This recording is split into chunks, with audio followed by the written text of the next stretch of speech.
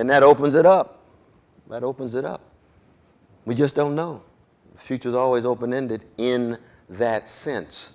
But we should understand the unbelievable sense of urgency and emergency, not just here, but all around the world. Thank you all so very much, and we'll save time for questions.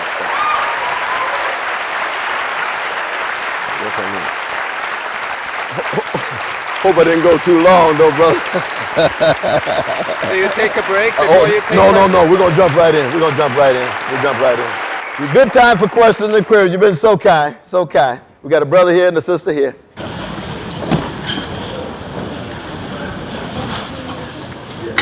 I don't think I'm a sycophant, but to me you represent a model of how to live in our time and place in this culture. And I just want to thank you for that. I do have a question. Forgive me, I don't know whether I should be doing this privately or not. You mentioned Dorothy Day. And her granddaughter, Martha Hennessy, is facing 25 years in prison. And Philip Berrigan's widow, Elizabeth McAllister, you may remember Phil and Dan Berrigan. And Elizabeth has been in jail for over a year in a rural county jail in Georgia. Both her and Martha Hennessy and 5 other people were the Kings Bay Plowshares. And they went on to the Kings Bay Naval Base and poured blood and did other symbolic acts of disarmament last April. They're facing 25 years. They're waiting on trial. And my question is, Dr. West, would you consider endorsing a petition? Find it right here, my brother. Okay. Well, where do I sign? You pretty much just endorsed it, but I'll take the signature. No, you take the signature, brother. Absolutely. No, this is the kind of spot I like to be on. Thank you, sir. This is kind of good to see you, though, brother. Definitely. No, indeed. Absolutely. God bless you. No, absolutely. And we should recommend that you all read The Long Loneliness of the one and only Dorothy Day herself. The Long Loneliness, who actually fell in love with Eugene O'Neill, you know that. They had a deep thing for a while. But that's in her bohemian secular days. She converted it later on, but she still had full of love in that way. I mean, I don't want to go into her biography and her love life and everything, but The Long Loneliness is how she wrestles with so many of the issues that I'm talking about from the vantage point of the very rich prophetic Catholic tradition. Though I appreciate that, though. Absolutely. There was a hand here, yeah. Thank you so much. Can you give me some practical tips on how we can walk the razor blade edge between dying to ourselves and being current or present, because it's quite the dance. Could you talk about that? Yeah, I appreciate that. No, and that's a very profound question, because part of it is that I think there's a wonderful essay by Tennessee Williams. It's called The Catastrophe of Success. The Catastrophe of Success. He wrote it right after the Glass Menagerie. And we in the United States, we tend to have such a fear of failure that somehow we think we can continue to grow and mature and develop without having to wrestle with failure. And we've got to learn to acknowledge the ways in which failure is constitutive of growing. So that when we talk about dying to ourselves, we're allowing ourselves to acknowledge the degree to which we could fail and may very well fail, but can still generate sources of bounce back, resilience, not just resistance in the political sense, but personal, existential, communal, spiritual resilience to then engage in collective resistance in that way. Now, of course, each life is different and each context is different and so on. But it really is very much a spiritual and moral issue in terms of this fear of failure, especially in a winner-take-all kind of a culture that we live in. And usually failure is internalized personally. And so therefore we're so hard on ourselves that we end up paralyzed, debilitated, self-flagellation, self-violation, self-disrespect, and so forth and so on. And I think that's one of the reasons why, we have such a movement of self-help in this country, the positive thinking, just come to my class and I'll teach you how to think more better about yourself. Well, they're speaking of something very deep, But usually it's a market approach. It doesn't cut deeper than that sense of trying to somehow maneuver a win in that regard. It's like this is Holy Week for our Eastern Orthodox brothers and sisters. And one of the things I love about Eastern Orthodox, mainly because my favorite literary artist is a brother named Anton Chekhov. There's nobody like him. And he comes out of the Russian Orthodox tradition. And the thing about the Eastern Orthodox, see, they are wrestling with the Saturday between Friday and Easter Sunday. Whereas usually in American forms of Christianity, that Saturday just drops out. Everybody can't wait to show up on Sunday morning because this is a winter culture. He won, he arose, he won. What about yesterday? God was dead. Didn't look like he's bouncing back. And the day before, what happened on that day before? It wasn't just that he was crucified. What happened? His best friends betrayed him. I'm not preaching or anything. This is just a description of a certain story. You know what I mean? His best friends, Peter himself, the very basis of the church, will deny him 3 times. His body will be the foundation of the church. That means we're going to have some low expectations for that church. Look at those foundations. But Peter bounces back too. So this sense that we can jump over the catastrophe, jump over the Saturday, jump over the failure, jump over the death. That's what Chekhov reminds us. And you all have read Chekhov, right? You read Three Sisters? Yes. Are they going to get to Moscow? Hell no, they're not going to get to Moscow. Is Godot going to show up for Didi and Go and waiting for Godot? Hell no, he's not going to show up. But they keep, am I right, brother? But they keep struggling. They keep pushing in that way. That's, to me, some of the raw stuff of the answer to your deep question. How do we engage in what Curtis Mayfield said, that keep on pushing to enact the love, enact the hope, enact the faith. Don't even need to talk about it. Don't even have to have a discourse of it. Because as soon as you have a discourse of it, it gets commodified overnight. Right? We got a president, the audacity of hope. Uh-oh, colonization setting in. Audacity of hope. You got a choice between Wall Street and homeowners. Which one you going to choose? Wall Street. How many crimes committed on Wall Street? Insider trading, market manipulation, predatory lending, fraudulent activity. How many Wall Street executives went to jail? 0. Exactly. So much for audacity of hope. Somebody got cowardly. We didn't want to make a choice on behalf of some of the very folk who needed it more badly than others. Then we can get in an argument. Well, you know, economic policy is such that you have to have economic growth. And economic growth presupposes the kind of interaction between corporate America and financial America, and everybody else has to hope that they do well and get the crumbs at it. Oh, so you are a real neoliberal. I see. Interesting. Let's take it through the seminar. Let's look at some evidence.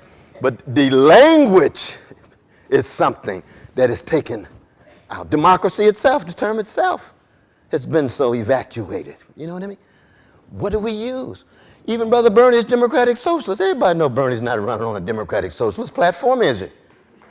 No way. I mean, Eugene Debs was kind of waving at him from the grave and saying, go Bernie, go, but you know that's not Democratic Socialism.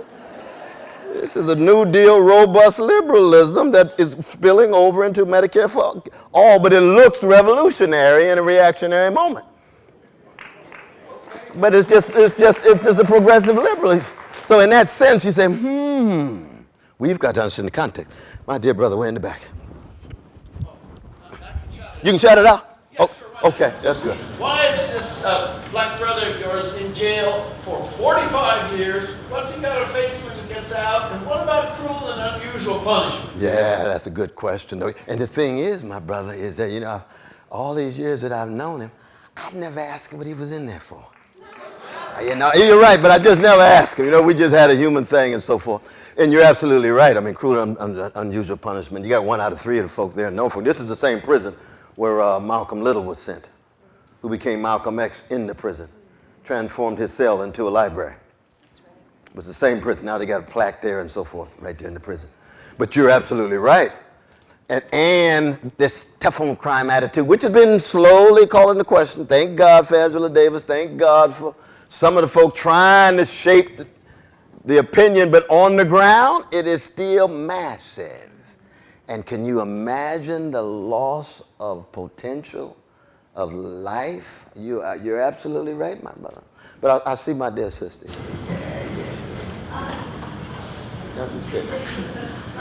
So this year in the student government, they have the most black and brown students ever. Here, yeah. Oh. She's the president. Future president. You the president right now? Yes, I am. Next year. Recently elected. Oh, tell the folks your name. Sabina Pierre. Tiana Pierre. Sabina Pierre. Sabina Pierre. Yes, sir. President Pierre. Yes, sir. And Chief of Staff, you ran the campaign? Yeah. You all worked it out. You. Vice president. Samaritan in the back is one of our senators. Where's the senator? Where is he? There he is. There. Oh, yeah. Wow.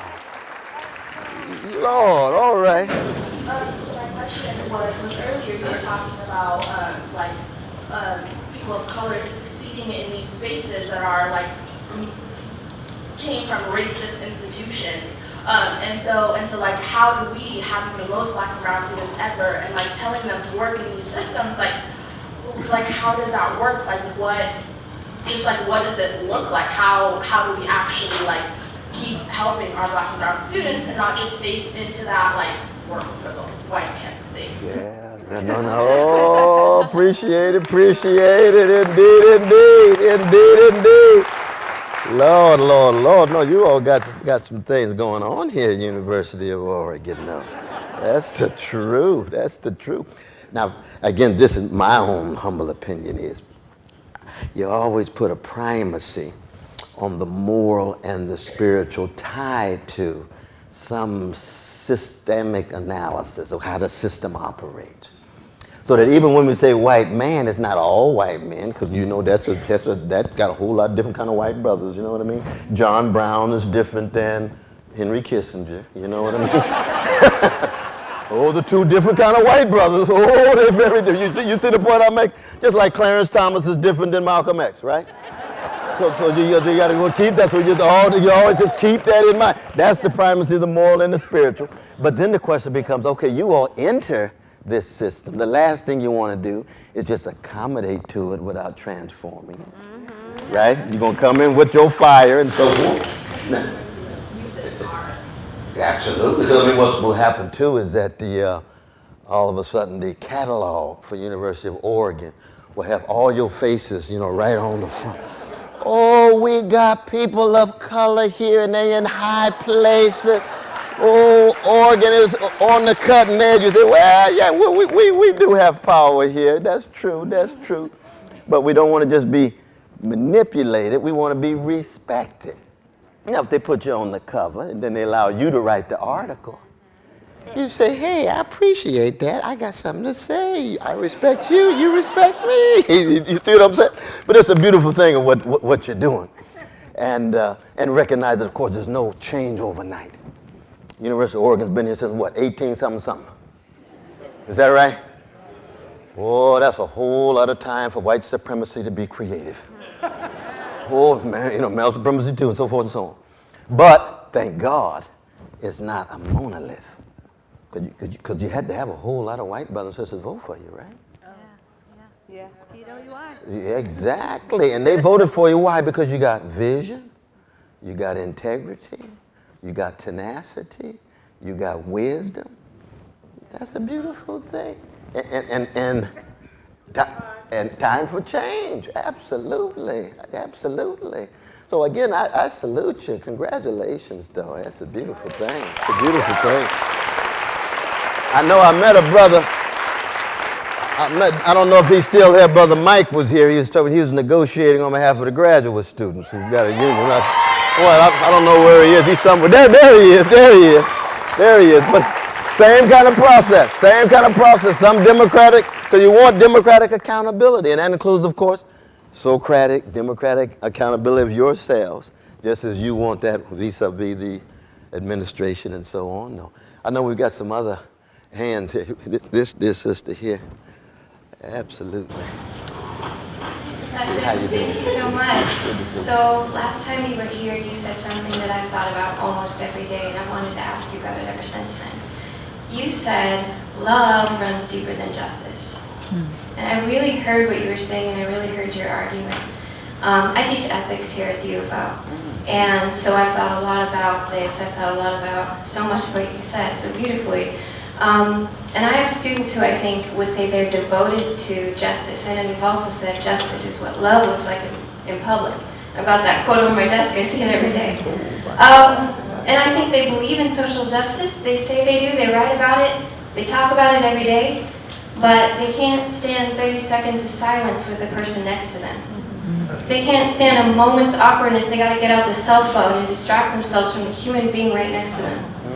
And I want to know if you'd agree with me about something I've thought for a while, which is that courage, the way Aristotle described it, it's enduring fearful, painful things for the sake of the beautiful and the good.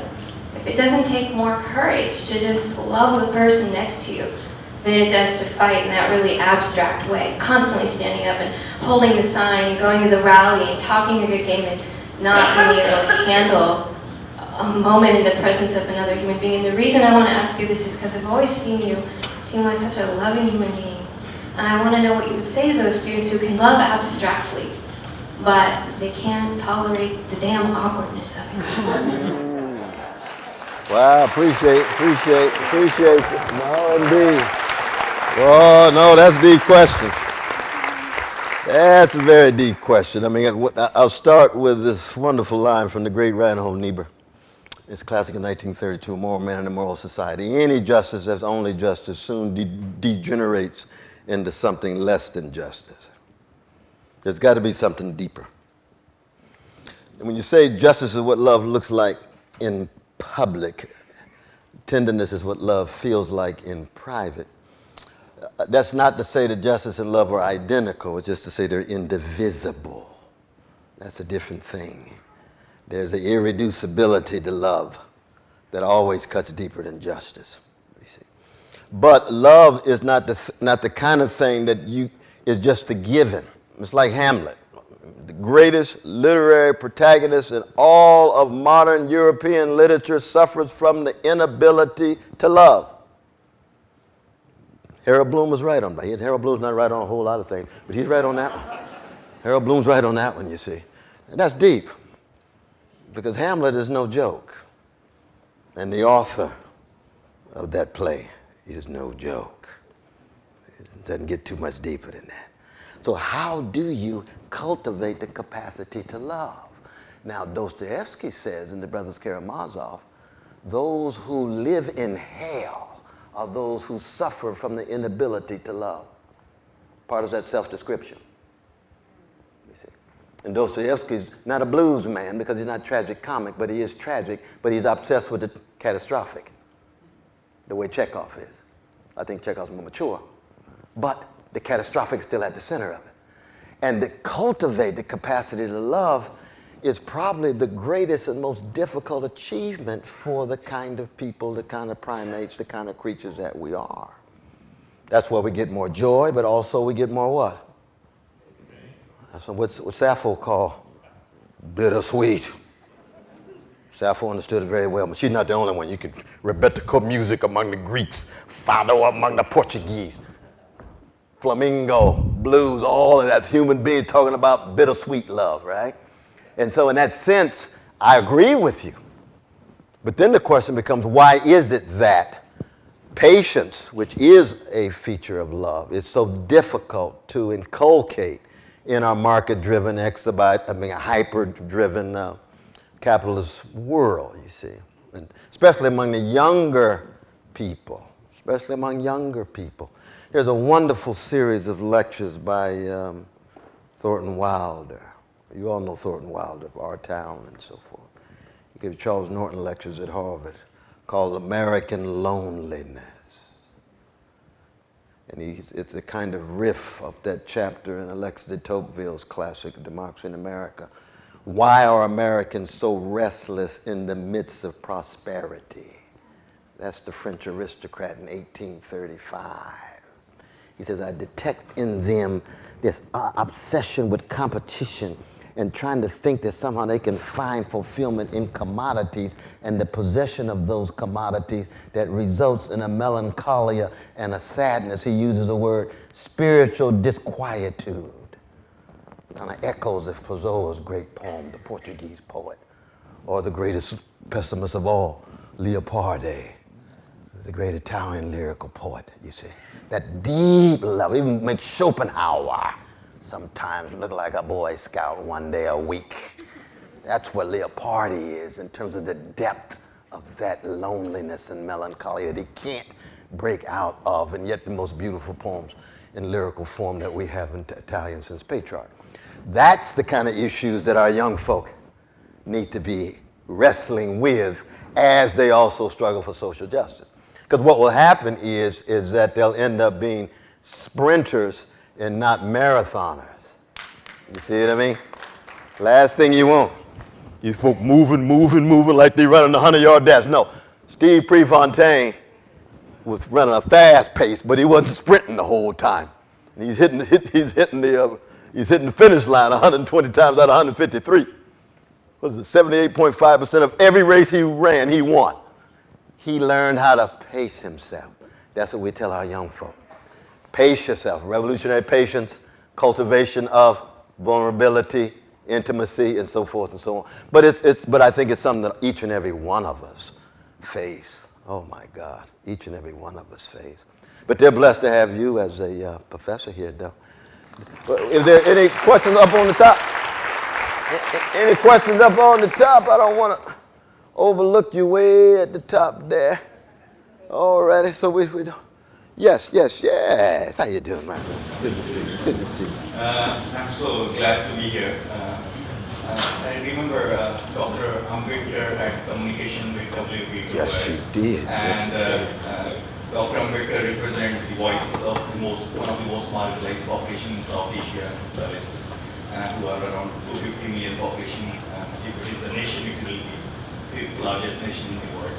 So what do you see the struggles of these people in this part of the world, where we see India is rising as the next big superpower besides China? They are sending missiles, but these voices of Dalits being hidden voices where there are 14,000 cases of lynching and rapes and everyday atrocities, which is not covered in media. What suggestions or voices you want to share for this population? Ooh, I'm so glad you raised that issue, because to lift up the name of Ambedkar, who was one of the great intellectuals, public intellectuals, democratic intellectuals of the 20th century. He's not just one of the co-writers of the Constitution, but he was a Dalit brother who studied at Columbia University as well as London, as well as India, and in some ways holds up the great banner of the struggle for dignity and freedom in an exemplary way when it comes to Dalit. It's interesting, we just had a gathering at Harvard just this week with Brother Suraj. You know Suraj's new book, The Radical Ambedkar? Yeah, he's my dear brother. We, of course, we've written op-ed pieces together. But we just had a session on the relation of the Dalit struggle with the relation of the Roma, often called gypsy people, and black folk. And it was a very rich one there at the Kennedy School. And it had everything to do with how do we cast a limelight on each other's struggle in such a way that we can reinforce the solidarity based on the moral, the spiritual, as well as the political engagement that is required. The legacy of Brahmin supremacy needs to be thoroughly interrogated and called into question without losing sight of the humanity of our Brahmin brothers and sisters, but just recognizing, just like white supremacy, we can stay in contact with the humanity of white brothers and sisters, but white supremacy is something that must be thoroughly called into question. And but there is an awakening, and tell me what you think, but what I see is that it's disproportionately women leadership more and more in the Dalit movement. Is that fair? I see the women out there in the streets struggling, and they come to the States with the powerful lectures. Is there a gender, how would you characterize that though, brother? There is, I think, less representation of women in the leadership. But what I see, especially women Samaj Party, I think the oppressed among the lower class trying to organize and the leadership. After Dr. Ambedkar, there was Kanshiram who fought for the political rights, and they were successfully formed a political party. Unlike in US, people trying to organize around the Bernie Sanders, but it is not possible in America, but it was possible in India. So that was the beauty of democracy there, the small political parties. And that too consciously led by the Dalit woman Mayawati. And you never know, she may be the next Prime Minister of India, because India doesn't run on two-party systems. There are alliances, and if she becomes the Prime Minister of India, she will be the first Dalit woman from the most untouchable caste. Good God Almighty. Good to see you, my brother.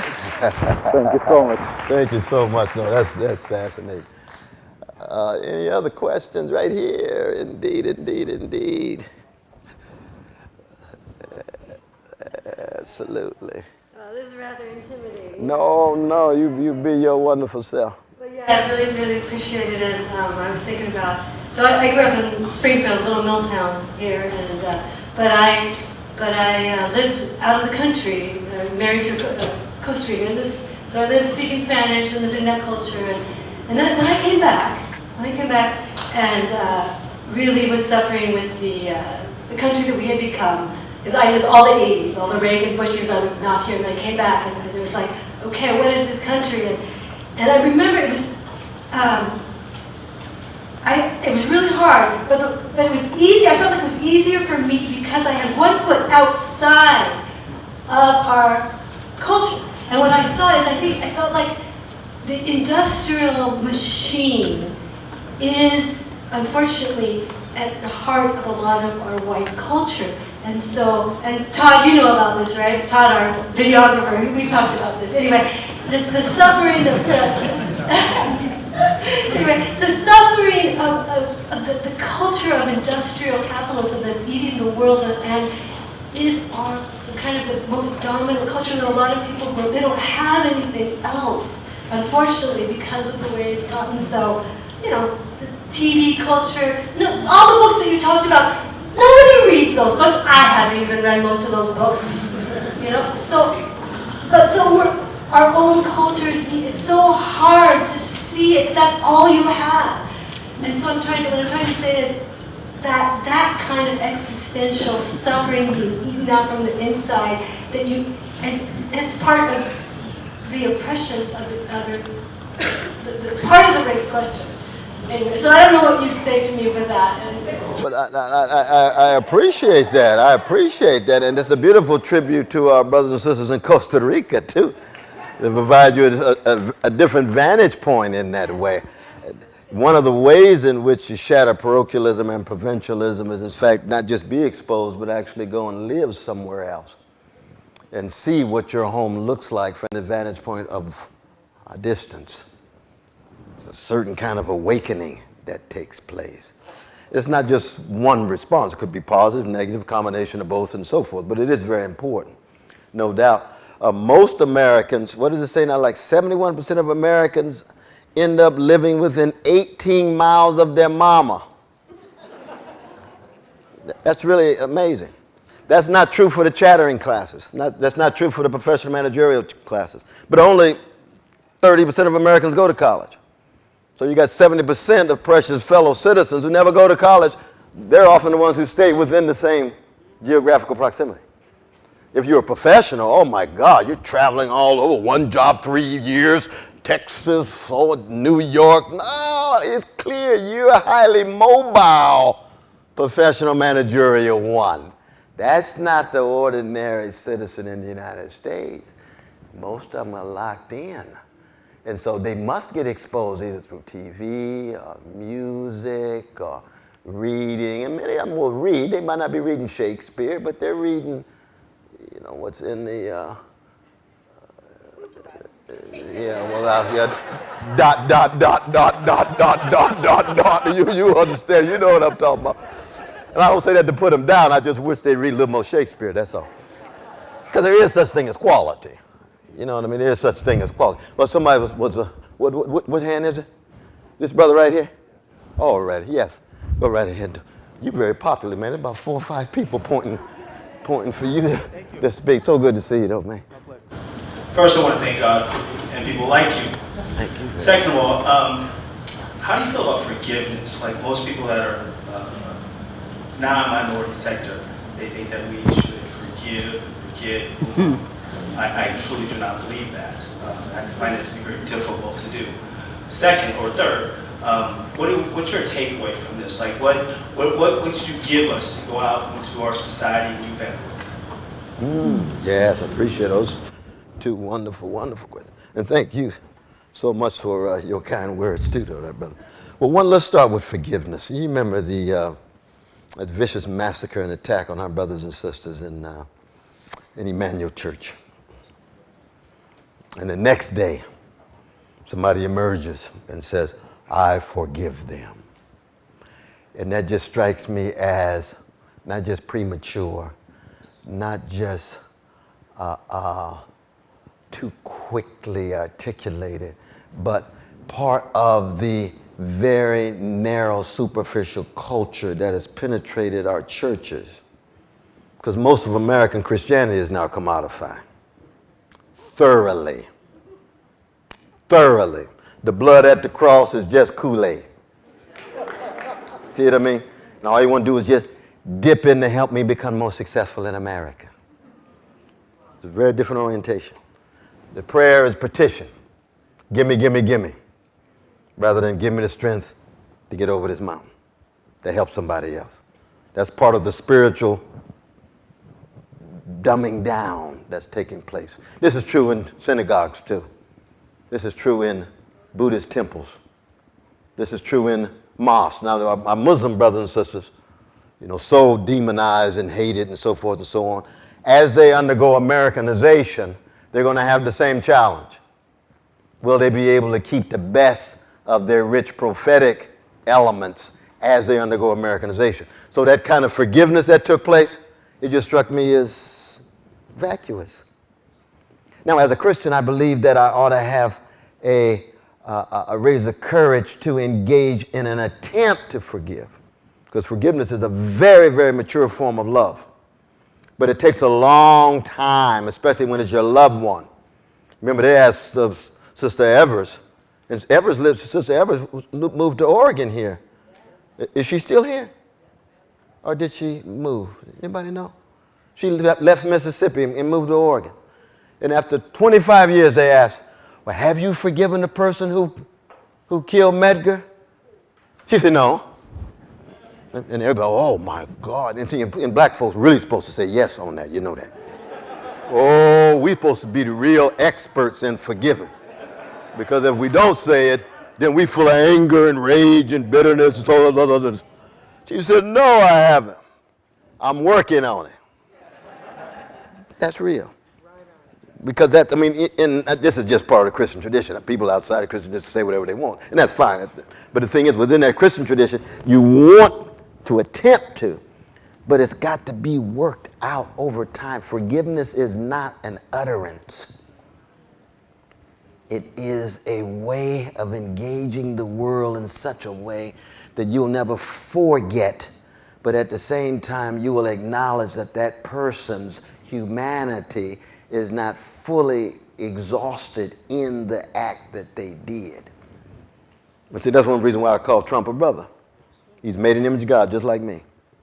That no matter how gangster he gets, and he surprises us all the time, it gets worse and worse, gets worse and worse all the time. No matter how gangster he gets, his humanity is not fully exhausted in his gangster activity. There's a possibility he can change, just like Malcolm Little. Gangster to the core. Malcolm X changed. That his humanity was not exhausted in his gangster activity as Malcolm Little. And I think that's true for human beings across the board. And that's that element of forgiveness that you always want to hold on to. though it is very, very, very, very difficult. It's not anything to play with. Absolutely. So that's just the beginning of an answer to what do I want people to leave? Just wrestling, struggling with the issues. As I said when I started, to be unsettled.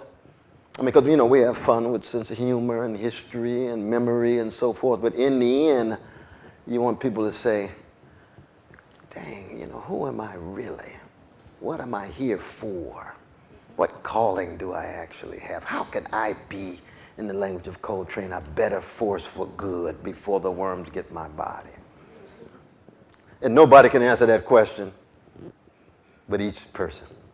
You know what I mean? Yeah, we got hands. Ooh, wait. Well,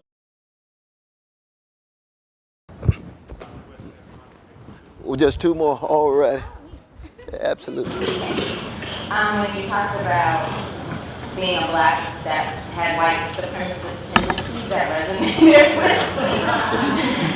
And when you realize that you do, and then you want to connect with whatever blackness is, I know these stories are anecdotal, but I've had several white people say, but I don't see color, so why are you now seeing the color that you see? You need to let's just hug and leave that alone. And that makes me more angry so it's just this ambivalence and this roundabout, this circle. And it's a pathology amongst black people that we don't even always acknowledge that we have those supremacist tendencies. Oh, it's true. No, but you're right, and I appreciate your candor and your honesty. But look at it this way, for almost 400 years, people have associated black bodies, black thoughts, blackness as a whole with degradation. So for people to move from degradation to color blindness is, in their mind, a certain kind of progress. Because they figure now they see blackness, well, I see blackness, but I really don't see it because I'm colorblind. And you say, that was an interesting move. That's a very interesting move. Is it possible? Because Martin Luther King used to make a distinction between colorblind and love-struck. Is it possible to see me and be open to being love-struck? And if you're love-struck, you can't love somebody and not really see what color they are. You know what I mean? If you're in love with somebody and say, well, you're Aristotelian essence in a platonic form, and I'm having a wonderful relationship with that. I haven't got to your color, your body yet, but sooner or later I will. You say, no, this has got to be embodied. You see the point I mean? It's got to be embodied all the way down. There's nothing wrong with whiteness, blackness, brownness, all the different colors, because in the end, there's one of these accidental features that has little to do with what kind of person they really, really are. But we know that whiteness generates benefits in a white supremacist society, and blackness generates claims of degradation. So that color blindness is something that is very dangerous for the lukewarm and the liberal. Very dangerous, because they're saying, I have made great progress from my grandmama.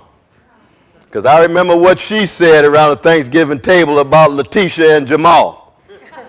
And she shouldn't have said that. So when I see Letitia and Jamal, I don't see any color. That's the conception of progress. Empty.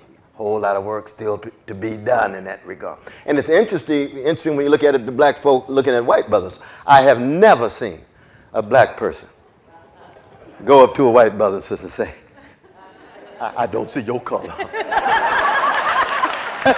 going to say, no. I give this brother a hug. I'm giving him a hug of all that's in him, including his pigmentation. All of it.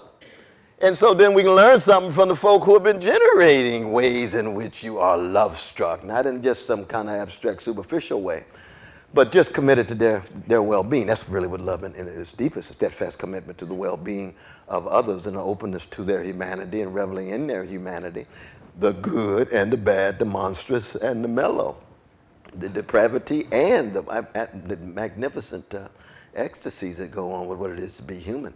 But that white supremacy inside of us as black people, you see, that's something that we wrestle with all the time. And all that means is that you grew up in the modern world, in America, White supremacy is a worldwide system and sensibility.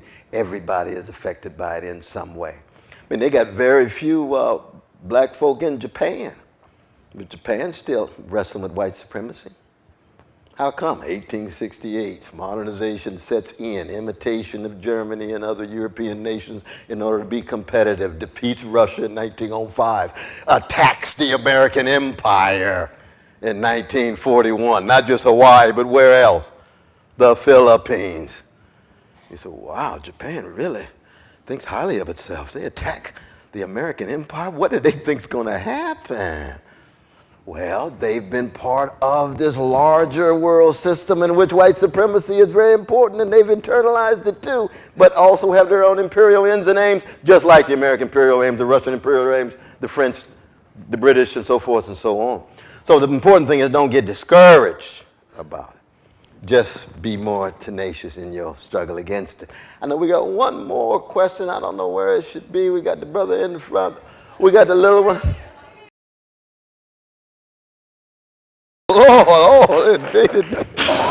Okay, I have the last question. You were talking about the Japanese imitation of European imperialism. Yes. And I'm just wondering, what do you think of Du Bois, a celebration of the Japanese defeat of Russians as a kind of common conquest over whiteness? No, and it's an important question because, oh my God, there were so-called third world nations all around the world who were celebrating. Absolutely. Now, of course, just before that was Menelik in Ethiopia, pushing back the Italians. That was a similar kind of a prefiguration. But when Japan defeated Russia, a major nation, in many ways an empire already, there was this sense that, lo and behold, maybe the European arrogance would be attenuated in some way. Maybe they would recognize that this notion of manifest destiny that was always on automatic and there was no way that a European nation could ever be defeated would be called into question. And in that sense, I think there was a certain kind of racial identification. Now, in terms of my primacy of the moral and the spiritual, it's just one empire defeating another empire. One just happened to be so-called yellow, and the other one happened to be so-called yellow and white, because Russia actually has Asians inside of its empire, right? So that, Oh, yeah, good God Almighty. Going back to the Haitian Revolution, going back to Napoleon, the defeat of Napoleon 100 years before. You are absolutely right. Now, of course, Du Bois wasn't around yet. So we couldn't get the question in that regard. But you're absolutely right. But I mean, Haiti, of course, in some ways stands alone. I mean, in that sense, Haitians are a world historical people because they stand alone. And you know the impact that meant for black people in the United States. The Muslim, the Nat Turners, the Gabriel Brosers. The last thing you ever want to do is learn something from Haiti. You read David Walker's appeal of September 28, 1829. Invokes Haiti. That appealed to colored citizens of the world, and in particular and very expressly those in the United States. In 9 months, he's dead. $10,000 bounty on his head. That's $10,000, 1829. Learning from the Haitian Revolution. And so again, that what I call that Negroization, keep the fear in these black peoples so that they will never do what the Haitians did. And Haiti will be indebted to the French and make sure they forever pay that debt to make sure they don't engage in that again. And then, of course, the challenge of Haiti coming up with some kind of democratic project and not reproducing the same kind of dictatorial rule, even in black skin and so forth and so on, you see. We can up the baby and Papa Doc, and we go on and on and on and on and on and on and on. So, oh, good God Almighty. All of that rich, deep culture and humanity then here come these folk trying to violate their own culture at its best. But the Haitian people bounce back, and they still bouncing back. You all keep bouncing back here at University of Oregon. Stay strong in your work. Stay strong in your work.